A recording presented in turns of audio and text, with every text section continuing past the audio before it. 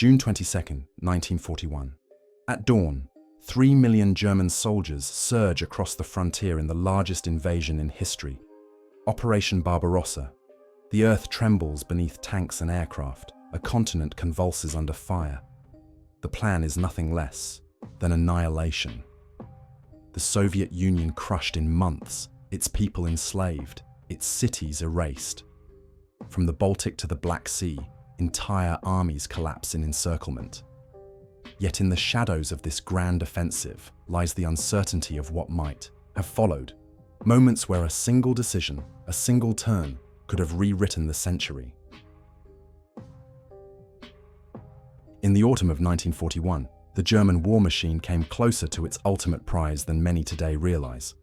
Operation Barbarossa, launched on June 22nd of that year, had torn through the Western Soviet Union with terrifying speed. Minsk, Smolensk, Kiev, all had fallen in devastating encirclements. By October, the Wehrmacht's Army Group Center stood at the gates of Moscow, the beating heart of the Soviet Union. The city was not just a political capital, but the hub of railways, administration, and morale. In our familiar history, Hitler's hesitation, mud, and the Russian winter saved Stalin. But if the Wehrmacht had struck decisively, Moscow might have fallen before the first snow. The operation that brought them so close was Typhoon. Guderian's panzers tore around Soviet flanks, while von Bock's forces pressed toward the capital.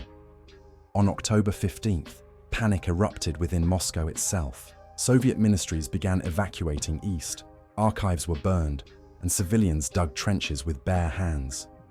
Stalin, against advice, remained in the Kremlin, determined not to abandon the city. Yet in this alternate strand of history, the Germans pressed harder, their logistical lines holding just long enough. Mud did not bog them down as badly, and reinforcements diverted from Leningrad bolstered the final push. By late October, spearheads of the 4th Panzer Group reached the outskirts. Artillery could already shell the city center. The fall of Moscow came swiftly. German troops surged into the suburbs, pushing down the broad boulevards, their tanks grinding past burning tramcars. The Soviet 5th and 33rd Armies fought savagely, but coordination collapsed. The NKVD, tasked with defending key buildings, set charges in ministries, but was overwhelmed. By November 3rd, the swastika flew over the Kremlin. Stalin, narrowly escaping through a rail corridor to Kuibyshev, relocated the Soviet government deep into the Urals. His speech that night, broadcast from exile, was grim. Comrades, Moscow is lost, but Russia lives. The psychological blow was incalculable. For centuries, Moscow had symbolized Russian resilience. Its loss shook the Soviet Union to its core. In the immediate aftermath, Soviet command fractured. Communications between the remnants of the Western and Bryansk fronts collapsed. General Zhukov, reassigned too late to reinforce Moscow, now attempted to regroup from the Volga line, his forces battered and disorganized. The Siberian divisions, historically redeployed west after intelligence confirmed Japan would not strike, were still weeks away. Without Moscow, their arrival came too late to save the heart of Russia. Entire factories evacuated eastward struggled to restart production. The Red Army, already reeling from losses, now lacked the central rail nexus that had tied together its vast defense. For Germany, however, victory brought not triumph, but overextension. Capturing Moscow did not mean controlling the Soviet Union. The Wehrmacht's supply lines stretched across 1,000 miles, vulnerable to partisan ambush and Soviet counterattacks. Yet Hitler proclaimed the city's fall as the turning point of the war. In Berlin, propaganda hailed the collapse of Asiatic Bolshevism. The Axis powers rallied. Finland pressed harder in the north, while Romania tightened its grip on Ukraine. Even neutral nations took note. Turkey, long wavering, leaned closer to Berlin, sensing Soviet collapse. The political map of Europe shifted overnight, but the reality at the front was harsher. Winter descended with merciless fury. The Wehrmacht, unprepared for Russian cold, lacked adequate clothing and fuel. Though Moscow had fallen, the Red Army had not. Stalin's retreat east mirrored the scorched earth policies of 1812, when Napoleon captured an empty, burning city. Now, too, Moscow was a hollow prize. German divisions, billeted in ruins and frozen factories, faced starvation as Soviet partisans cut rail lines and harassed convoys. By December, frostbite claimed more soldiers than Soviet bullets. Long-term consequences rippled outward. With Moscow gone, Soviet unity faltered. Ukraine and the Baltic states, already hostile to Soviet rule, saw uprisings swell. German occupation forces brutally suppressed resistance, but the image of Soviet invincibility was shattered. Allied confidence wavered. In London, Churchill's speeches rang hollow to some. Britain wondered if Russia could survive long enough to tie down the bulk of Hitler's armies. In Washington, Roosevelt hesitated. Without a secure Soviet partner, the argument for entering the war on Europe's mainland weakened. The focus shifted even more heavily toward the Pacific and Japan's looming threat. And yet, the Soviet Union did not collapse. From Kuybyshev and Sverdlovsk, new command centers emerged. Factories relocated to the Urals and Siberia began producing tanks and aircraft by the tens of thousands. Stalin, though shaken, used the loss of Moscow to galvanize his people with a narrative of ultimate sacrifice. Soviet propaganda shifted. This was no longer a war to save socialism, but a war for survival, for the very existence of the Russian people. The Red Army, though battered, regrouped east of the Oka and Volga rivers, preparing for counter-offensives. The German High Command soon realized the strategic trap. Moscow's fall did not end the war, but deepened it.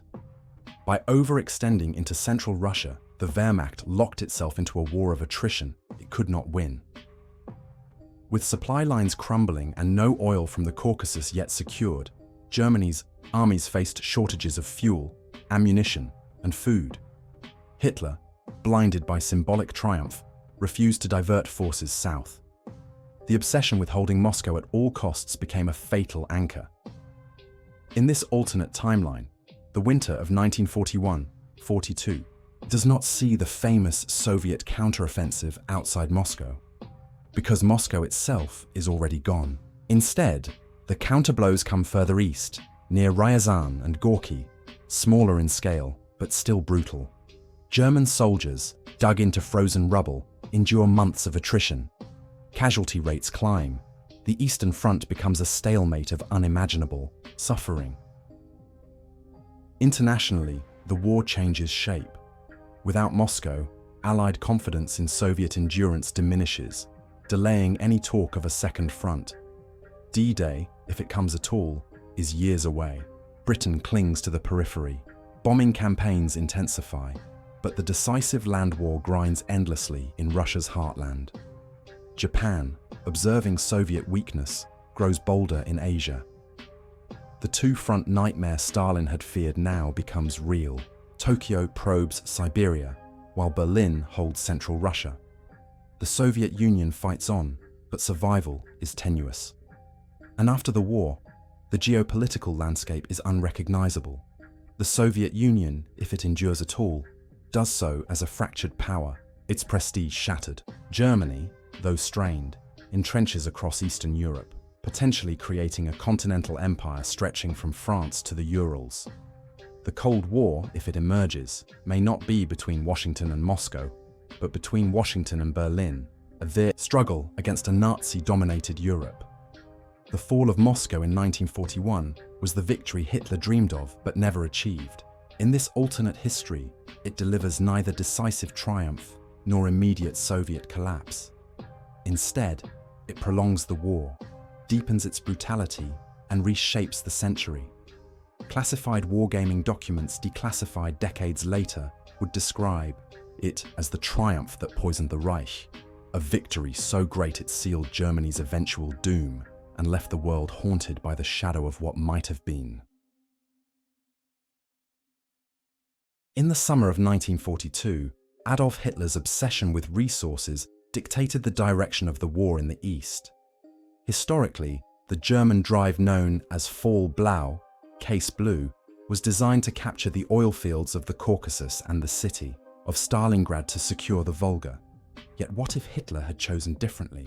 What if, instead of pushing south in a high-stakes gamble for oil, he had consolidated his grip on Ukraine, securing its fertile lands and stabilizing the front? The war in the east would have taken on a radically different shape, grinding into a long, bloody stalemate in the heart of Europe. The Ukraine of 1942 was the breadbasket of the continent. Its wheat fields stretched endlessly, its black earth richer than anywhere else in Europe. For the Third Reich, which suffered chronic shortages of food, Ukraine represented sustenance for the army and the German home front. More than that, it was also a region of heavy industry and vital transport links. Historically, the Wehrmacht overextended in its quest for the Caucasus, splitting forces and dooming itself at Stalingrad. In this alternate timeline, however, Hitler heeds the warnings of his generals. Instead of dividing his armies, he instructs army groups south to consolidate control of Ukraine, driving the Soviets back beyond the Dnieper and digging in. The first consequence is immediate. The Wehrmacht avoids the catastrophic encirclement at Stalingrad, sparing the 6th Army and much of its elite panzer corps. Instead of 300,000 men lost in the Volga disaster, Germany retains its fighting corps intact. Ukrainian cities such as Kharkov, Poltava, and Dnipropetrovsk fall more firmly under German control, while partisan resistance, though fierce, is met with brutal reprisals. The German occupation policy, already infamous for its savagery, intensifies. Villages suspected of aiding partisans are burned, and entire populations are deported or enslaved. The hunger plan is enforced with ruthless efficiency, diverting Ukrainian grain to Germany while leaving millions to starve. Militarily, the consequences ripple outward. With the Wehrmacht entrenched along the Dnieper and supplying itself from Ukrainian fields, the German front line stabilizes. Though the Red Army continues to strike, its offensives meet well-fortified positions instead of thin, overextended spearheads. The Great Soviet counteroffensive of late 1942, which in our reality crushed the Germans at Stalingrad, never materializes in the same form. Instead, Zhukov and Vasilevsky are forced to regroup further east, searching for weak points in an enemy that has dug in deeply. Soviet propaganda, so powerful after the victory at Stalingrad, now struggles. Without that symbolic triumph, the Red Army's morale takes a blow and the population grows weary of unending losses. Yet Germany's decision to forgo the Caucasus comes with a hidden price. The Reich gains bread, but not oil. The tanks and aircraft that devour fuel cannot run on Ukrainian wheat. The Caucasus oil fields at Baku remain firmly in Soviet hands, protected by divisions redeployed from the calmer Ukrainian front. By 1943, the Wehrmacht faces a paradox. It has food to feed its armies, but not enough fuel to move them. Supply shortages worsen as Allied bombing intensifies against Romanian oil refineries at Ploiești, the Reich's primary petroleum source. Without Baku, Germany remains chained to dwindling reserves, its mobility gradually strangled. On the diplomatic stage, the fall of Ukraine still carries weight. Neutral countries take note of German consolidation. Turkey, fearing Soviet collapse. In the Black Sea, edges closer to Berlin, but stops short of full alliance. Finland, encouraged by Germany's apparent success, extends its offensives in the north. Romania and Hungary, eager to secure their share of Ukrainian spoils, tighten their commitments to the Axis. In London and Washington, alarm grows that the Soviet Union may not hold. Roosevelt's administration debates the scale of Lend-Lease shipments, calculating whether Stalin's forces can recover without a decisive turning point. The arsenal of democracy continues to ship tanks, trucks, and aircraft across the Persian corridor and Murmansk, but doubts gnaw at Allied planners. How long can Russia bleed before it breaks? The long-term effects of this decision reverberate into 1943 and beyond. Historically, Stalingrad's destruction of the German 6th Army was the psychological turning point of the war. Without it, the legend of Wehrmacht invincibility persists longer. German propaganda proclaims victory in Ukraine as proof of destiny, while Soviet broadcasts sound increasingly desperate. In occupied Europe, resistance movements suffer, knowing that Germany has stabilized the Eastern Front. The war seems endless, the Reich unshaken, yet time remains the enemy of Berlin. By 1943, the United States is fully mobilized. Its factories produce aircraft, tanks, and ships at a scale unimaginable to Germany. The Anglo-American bombing campaign intensifies, hammering German industry. And most crucially, the Soviet Union, though bloodied, still lives. The Urals factories continue to pour out T-34s and Il-2 aircraft, their production undisturbed by German thrusts. The Red Army, replenished by sheer numbers and American supplies, prepares for the long grind of attrition. The absence of Stalingrad reshapes the balance, but does not rewrite the fundamentals. Germany, though spared catastrophe, is still waging a two-front war it cannot truly win. In the West, the Allies prepare for eventual invasion. In the East, the Soviets probe for weaknesses along the Dnieper line. The war drags on, but without the same dramatic turning points. Instead of swift reversals, the Eastern Front becomes a meat grinder of attrition, each side bleeding in horrific battles across the Ukrainian plains. And after the guns fall silent, the world that emerges is darker still. A Europe where Germany retains Ukraine, even for a time, means tens of millions more perish in forced starvation, deportations, and extermination campaigns.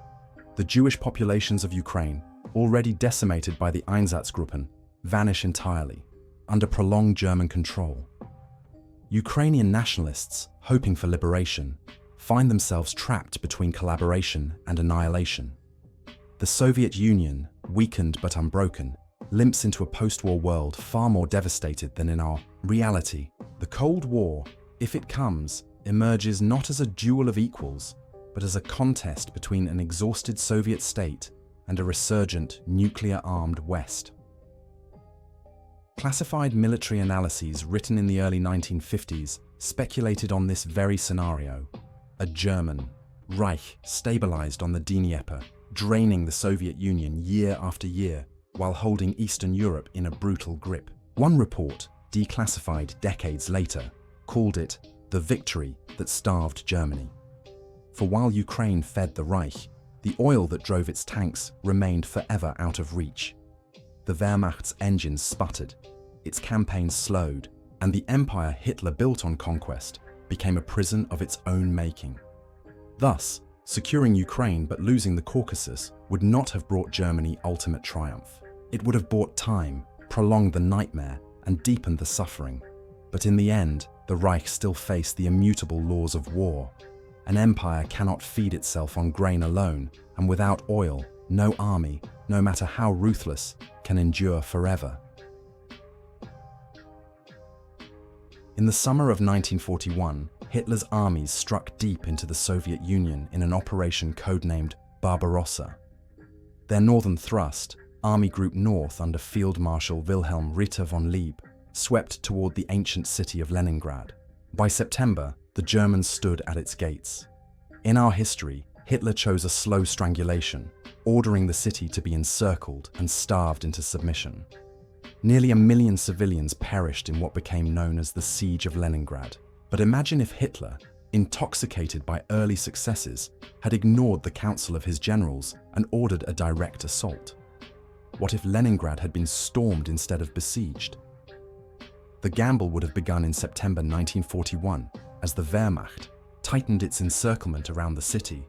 German artillery already rained shells on the Neva, while the Luftwaffe pounded food depots and water mains. But instead of sealing the ring, Hitler demands the city be taken in one blow, both as a political trophy and as a symbol of German dominance. Leningrad was not just another city. It was the birthplace of the Bolshevik Revolution, a cradle of Soviet legitimacy. Its fall would be an ideological dagger into Stalin's heart. The assault, however, would have been brutal beyond description. Inside Leningrad, over 2 million civilians remained, half of them women and children. The Red Army's defenders, elements of the 42nd and 55th Armies, supported by hastily armed militia battalions, dug trenches across boulevards and fortified factories. Every apartment block became a stronghold. Soviet commanders, like Voroshilov, And later, Zhukov prepared the population for house-to-house defense, knowing the city could not be surrendered. In this alternate history, the Wehrmacht launches a full-scale offensive in late September, throwing in infantry divisions, panzers, and heavy artillery in an urban campaign unlike any they had yet faced. Street by street, the battle rages. The Kirov plant, still producing tanks even under bombardment, becomes a fortress. Workers fight with rifles by day and weld armor plates by night. Civilians man barricades, throwing Molotov cocktails from upper windows onto German panzers. German accounts speak of the fighting in Warsaw in 1939 or Rotterdam, but Leningrad is a different beast, vast, sprawling, defended not just by soldiers, but by an entire city prepared to die. The casualties mount. Entire Wehrmacht battalions vanish in the stone labyrinth of Nevsky Prospect. And yet, with overwhelming firepower, the Germans gradually grind forward. The Luftwaffe devastates key districts. The famed Hermitage and Admiralty suffer direct hits. Fires rage uncontrollably as food stocks are destroyed. After weeks of slaughter, German forces fight their way into the city center. By November 1941, the Soviet flag is torn down from the spire of the Peter and Paul fortress, replaced by the swastika. Stalin, who had promised Leningrad would never fall, is dealt a shattering psychological blow. The birthplace of his revolution is lost. The immediate consequences are catastrophic for the Soviet Union. With Leningrad gone, Finland presses further, reclaiming Karelia and threatening Murmansk. The vital Arctic supply route, Lend-Lease convoys bringing American and British aid, becomes precarious. Without Murmansk and Arkhangelsk secure, shipments of trucks, aircraft and food dwindle. The Soviet Union is starved not only of its symbolic northern capital, but also of critical foreign lifelines. Stalin, furious at his generals, orders brutal reprisals against commanders blamed for the debacle, deepening paranoia within the Soviet hierarchy. For Germany, the capture of Leningrad offers both triumph and peril. Propaganda trumpets the fall as the end of Bolshevik myth. Hitler proclaims the war nearly won, and German morale soars. Army Group North, bloodied but victorious, digs in along the shores of Lake Ladoga. Yet beneath the triumph lies a hidden cost. The battle for Leningrad consumes men and material at an unsustainable rate. Unlike Kiev, where encirclements yielded massive Soviet surrenders, Leningrad is a city taken at ruinous expense. Tens of thousands of German dead litter its avenues. Panzer divisions, mauled in urban combat, are no longer fit for maneuver warfare. The Wehrmacht has paid a price it cannot easily afford. The long-term consequences ripple across the war. Without the prolonged siege tying down German divisions, the Wehrmacht redeploys more quickly in 1942. Reinforcements flow south for the summer offensives, potentially strengthening the drive toward the Caucasus. Yet the Soviet Union, though wounded, is not broken. Stalin orders the Great Patriotic War narrative intensified. Leningrad's loss becomes a rallying cry for vengeance. Soviet propaganda speaks of rivers of blood that will wash away the invaders. The Red Army, supplied through the Persian, Corridor and Siberian routes, regroups further east. Internationally, the fall of Leningrad chills Allied confidence. In London, Churchill, though resolute, must confront growing doubts about Soviet resilience. In Washington, debates intensify over whether Stalin can truly hold the line. Without Leningrad, the argument for a Europe-first strategy weakens. Roosevelt faces pressure to prioritize the Pacific, where Japan's threat grows daily. Allied coordination frays. The Second Front in France, already distant, now seems even further away. Inside the conquered city, the reality is nightmarish. German occupation authorities implement the hunger plan with ruthless efficiency. Food supplies are stripped for export, while hundreds of thousands of civilians perish. Survivors face deportation to forced labor camps. Cultural treasures vanish, plundered for the Reich. The intellectual heart of Russia is gutted, its artists, scientists, and writers scattered or killed. What the siege had starved slowly, the occupation extinguishes brutally. Leningrad becomes a wound in the Russian soul, one that festers for generations. And yet, the Wehrmacht's gamble proves Pyrrhic. By 1943, Germany has secured symbolic victories but remains trapped in a war of attrition. The Eastern Front is still vast, the Red Army still regenerating, and Allied production still surging. The fall of Leningrad has not shortened the war, it has only deepened its brutality. Soviet offensives in the south eventually regain momentum, striking at German positions in Ukraine and the Don. The Wehrmacht, already bled white in Leningrad's streets, struggles to respond. In the Cold War world that follows, the memory of Leningrad's fall becomes a scar of national humiliation. Soviet leaders speak of it in hushed tones, as both tragedy and lesson. Western analysts, years later, would note that Germany's decision to storm the city gave it a fleeting triumph, but robbed it of the strength to hold its empire together. A classified British assessment written in 1946 put it bluntly. Leningrad, had it fallen, would have broken the Soviet spirit, but at the cost of German endurance. A victory that secured no peace, only more war. Thus, the gamble of Leningrad remains one of history's cruelest what-ifs. A storming of the city would have delivered Hitler his prize, but like Moscow before it, the victory would rot in his hands. Too costly, too savage, and too far from the decisive end he so desperately sought. In the autumn of 1941, as the Wehrmacht pressed deep into Soviet territory, a near-forgotten moment of peril came close to altering the fate of the 20th century. Luftwaffe bombers, flying sorties over Moscow, dropped hundreds of tons of explosives in attempts to cripple the Soviet capital. Anti-aircraft fire blazed across the night skies, searchlights cut through the darkness, and sirens wailed as Muscovites huddled underground. Historically, Joseph Stalin survived these raids, defiantly refusing to leave the Kremlin. But what if one bomb had struck its mark? What if Stalin had been killed in those desperate weeks, just as Operation Typhoon surged toward Moscow? The immediate aftermath would have been chaos. Stalin's iron grip on the Soviet Union was absolute. His paranoia and ruthless control kept the machinery of state functioning under unimaginable stress. Without him, the Politburo would have fractured overnight. Vyacheslav Molotov, Stalin's foreign minister and loyal lieutenant, might have claimed authority, appealing to his reputation as a steady hand. Lavrenti Beria, the sinister head of the NKVD, would not have hesitated to use his security forces to seize control, eliminating rivals with characteristic ruthlessness.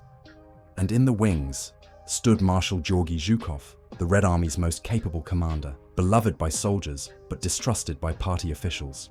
The Soviet Union, already reeling from catastrophic losses, now faced an internal power struggle at the very hour of its greatest external peril.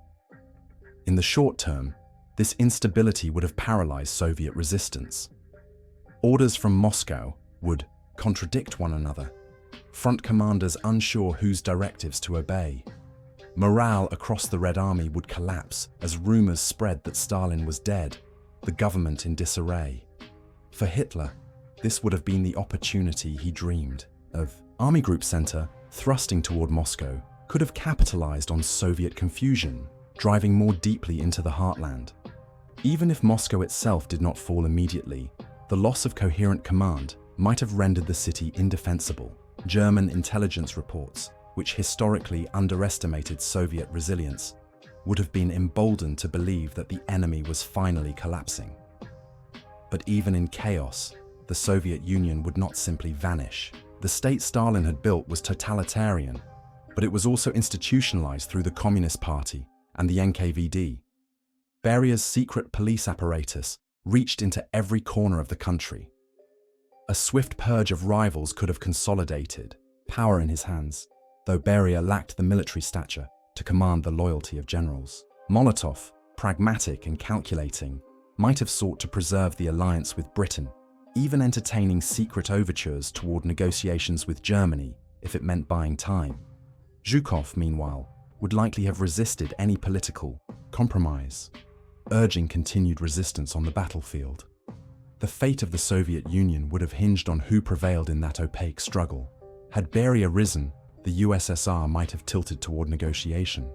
Hitler's own goals, however, made peace unlikely. The General Plan Ost, the blueprint for the conquest and colonization of the East, demanded nothing less than the destruction of the Soviet state and the enslavement of its people. But in the confusion following Stalin's death, Hitler might have offered a temporary armistice, if only to consolidate German control of occupied territories. Such a peace would have been nothing more than a pause in the slaughter, leaving Germany entrenched across Ukraine, Belarus, and possibly Moscow itself, while the Soviet Union reeled under the loss of its leader. If Zhukov had emerged dominant, the Soviet Union's war effort might have taken on a more openly military character, with less political interference in strategy. Yet even Zhukov could not conjure industrial output from thin air. The survival of the USSR depended on the evacuation of factories eastward and the steady flow of Allied aid through Murmansk and the Persian corridor. Without Stalin's symbolic figurehead role, the Soviet population might not have endured the privations with the same desperate resolve. The slogan of the Great Patriotic War would ring hollow without the man who had embodied it. Desertion, already a problem, might have swelled. The international consequences would have been enormous. Churchill, who famously declared that he would ally with the devil to defeat Hitler, had placed his faith in Stalin's resolve. With Stalin dead, British confidence in the Soviet Union's ability to fight on would have been deeply shaken. In Washington, Roosevelt's administration, already walking a political tightrope to justify aid to Moscow, would have faced louder voices arguing that Soviet collapse was inevitable. Lend-Lease, the lifeline that armed and fed the Red Army, might have been curtailed just as the Soviets needed it most. The possibility of a divided Soviet leadership, or even a truce with Germany, would have alarmed the Allies, forcing them to reconsider their global strategy. And yet, even in this alternate history, Germany's problems would not have disappeared. The Wehrmacht still faced vast distances, brutal winters, and an enemy population willing to resist. Even without Stalin, the Soviet Union retained immense resources and manpower. A weaker, divided USSR might have prolonged German control in the East, but it also would have given the Anglo-Americans more time to build their strength. A Reich bogged down in endless war, ruling hostile territories, would eventually face the same attrition from Allied industry and bombing campaigns. The difference is that the post-war world would have emerged in an entirely new shape. Without Stalin, the Soviet Union might not have re-emerged as a superpower. Perhaps it would have fragmented under competing factions, its western territories permanently occupied by Germany. Eastern Siberia, cut off from Moscow, might have drifted into a semi-independent state, dependent on Allied supplies. The Cold War, as we know it, might never have been fought between Washington and Moscow, but between Washington and Berlin, a confrontation with a Nazi-dominated Europe holding vast lands to the east. For the people of Russia, Stalin's death would have been both a reprieve and a curse. His terror might have ended, but so too would the iron will that had held the nation together in its darkest hour. Survivors of the war might later whisper that without him, the state he built dissolved under the weight of invasion and internal betrayal. A once centralized empire, shattered by the loss of one man, might have given way to decades of occupation, partition, and shadow wars fought across the ruins of the Soviet Union. Classified assessments written in the 1950s and later declassified describe this scenario with chilling brevity. Stalin's survival was the hinge of the Soviet war effort. His death in 1941 could have broken Soviet cohesion, gifting Hitler time, territory, and resources. The outcome would not necessarily have been German victory, but it would have delayed the Allied triumph and reshaped the post-war order beyond recognition. In this alternate path, the death of one man in a bombed Kremlin bunker could have altered the century, leaving the world to contend not with the Iron Curtain of Stalinism, but with the black shroud of a longer Nazi empire. In the summer of 1941, Tokyo stood at a crossroads. The Japanese Empire had already seized Manchuria and much of China, but its ambitions demanded more: oil, rubber, and strategic dominance in Asia. Within the Imperial General Staff, two factions wrestled for supremacy: The Strike South advocates urged expansion into Southeast Asia and the Pacific, a course that historically culminated in Pearl Harbor. The Strike North faction, however, argued that Japan should seize Siberia, striking at the Soviet Union while it bled under the German onslaught of Operation Barbarossa. In our timeline, Japan chose Pearl Harbor.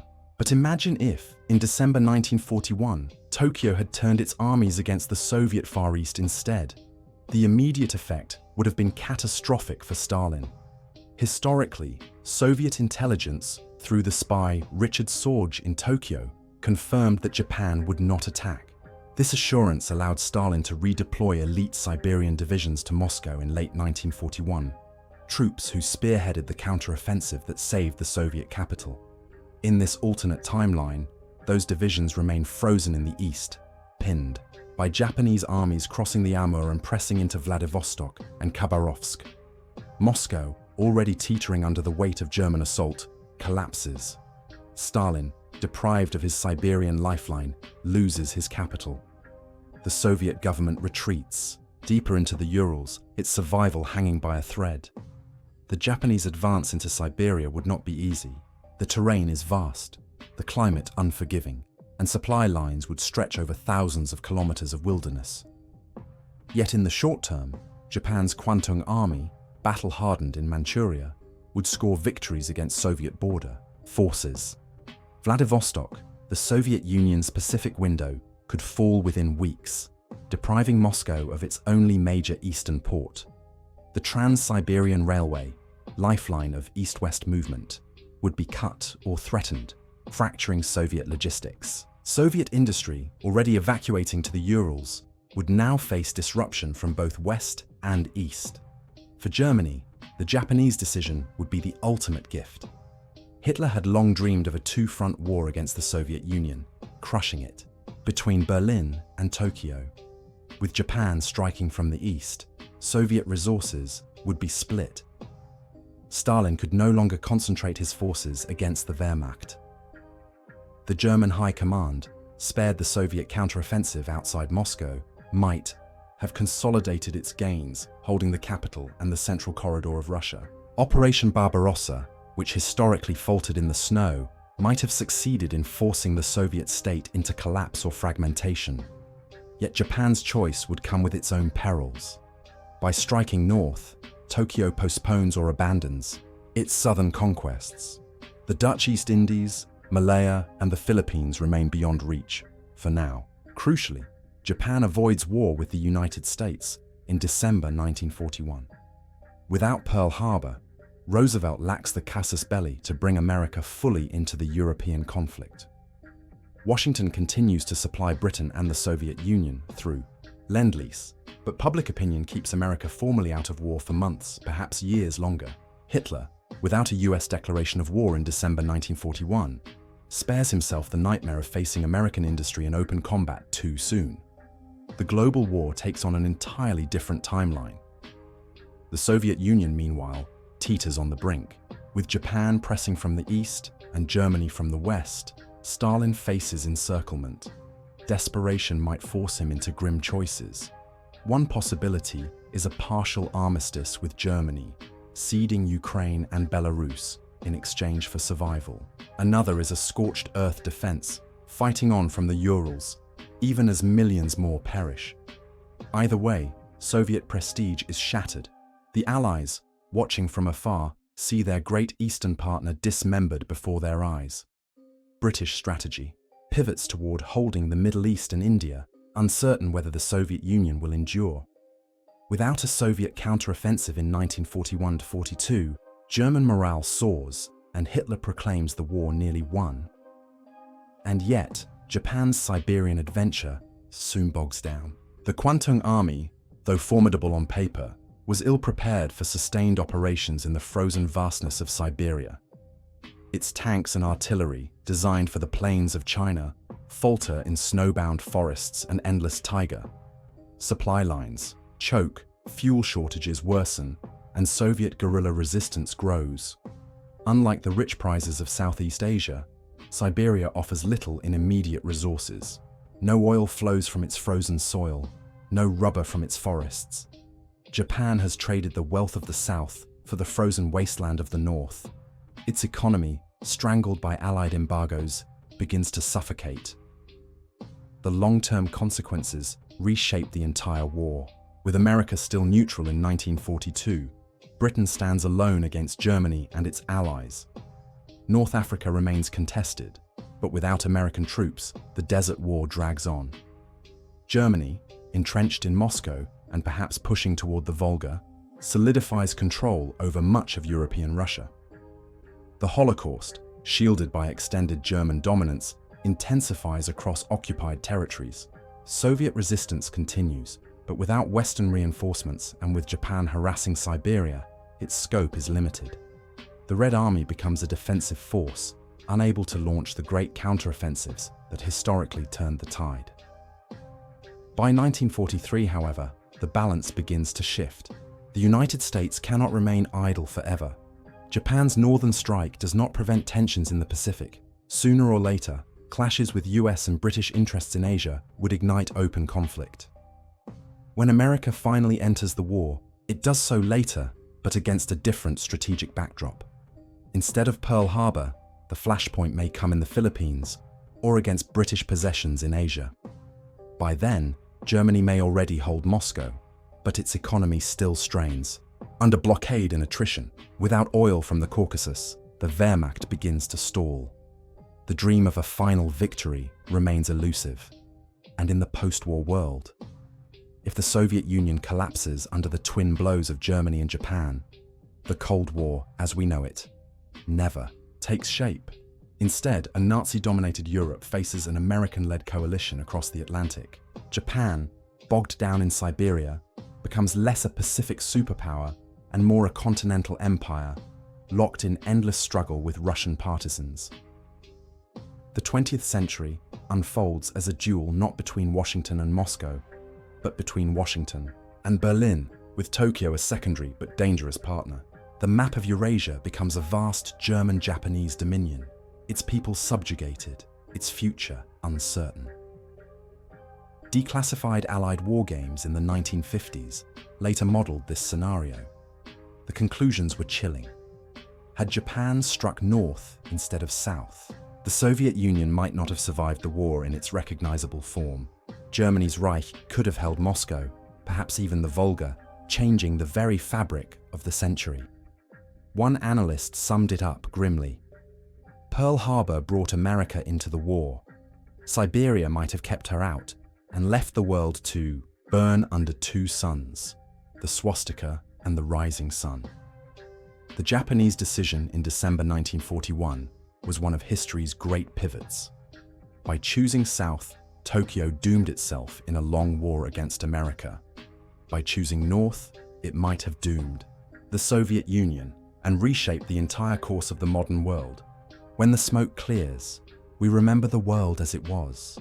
Moscow endured, Leningrad starved but survived. The Red Army rose from ashes to drive the invaders back. Yet the knife-edge moments of 1941 remind us how fragile that reality was. A bomb falling differently, a general obeying one more order, a decision in Tokyo swaying another way. Each could have shattered the balance. The war we know was not inevitable.